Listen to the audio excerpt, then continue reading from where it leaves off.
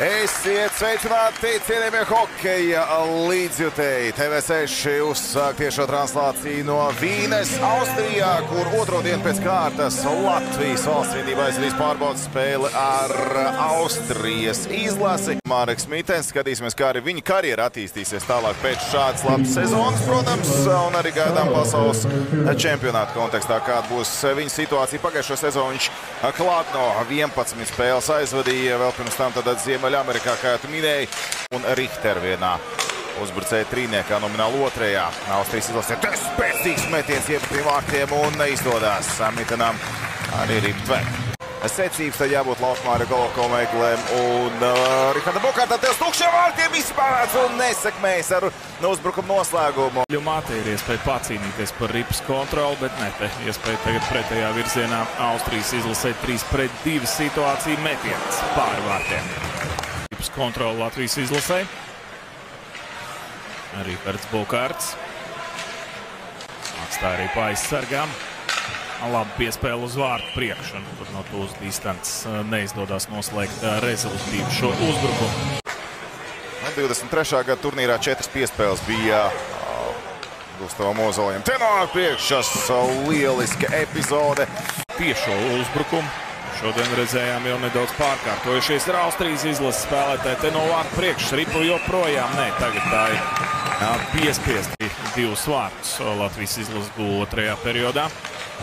Te atkal lielisks sākums un ripa Latvijas.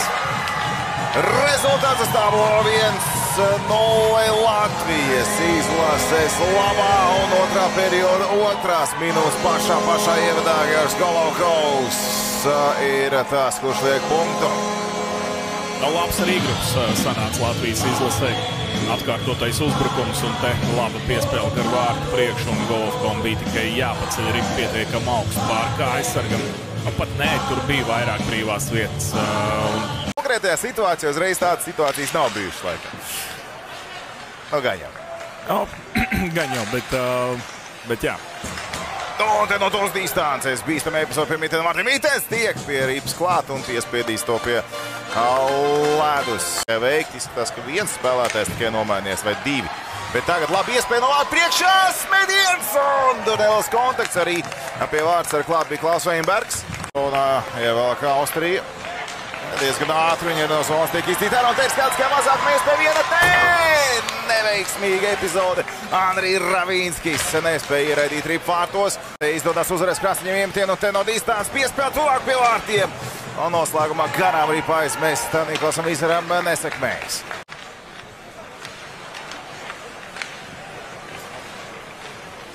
Un tad otrs puses vārtu gums! Andrij Ravīnskis tiek pie iespējas gūt vārdsiem. Bija iespējas vēl pirms tam, bet tagad viņš to arī spēja izdarīt. Ja mazākumā nebija sekmējies izcelties, tad te no neērtās apslidot vārtu un 2-0.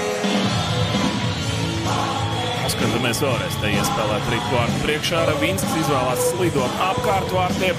Nepagūst līdzi Ravīnskim 1-2, kur izdodas uzvarēt Latvijai. Te gan pazaudēt ripu savā aizsardzības zonā. Labi ar noizspēlē Mitens un tiek galā vēl arī ar otro Austrijas izlases metienu pa vārtiem.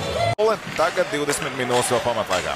Jā, tieši tāpat kā vakar Latvijas izlasē otrajā periodā izdevās gūt 2 vārtus un te ir trešie. Uzreiz trešā perioda pašā sākumā un otrais vārtu gūms Andrij Ravīnskim.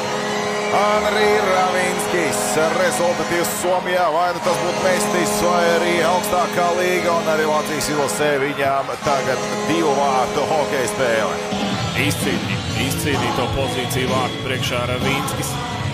Pirmais tiek pie atliekošās ripas un no neērtās laupstiņas puses. Sit ripu vārtos.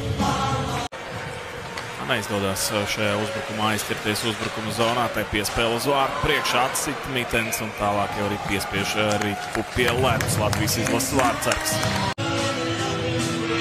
Uzvarēja iemetienā Ēglē un ātrs metiens un ripa ir vārtos.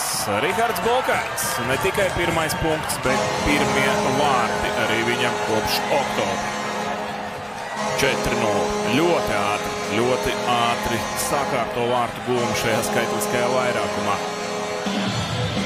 ir uzvarēts iemetiens Daugaviņš, tiek pie ripas ātri piespēle uz Rihardu Bukartu un vienā pieskārienā ļoti spēcīgi met pa vārtiem Rihards Bukarts. Tas tiek apturēts bija Gustavs Ozoliņš. Un tagad vienatnēji Cvergers! Un iemet ripu vārtos.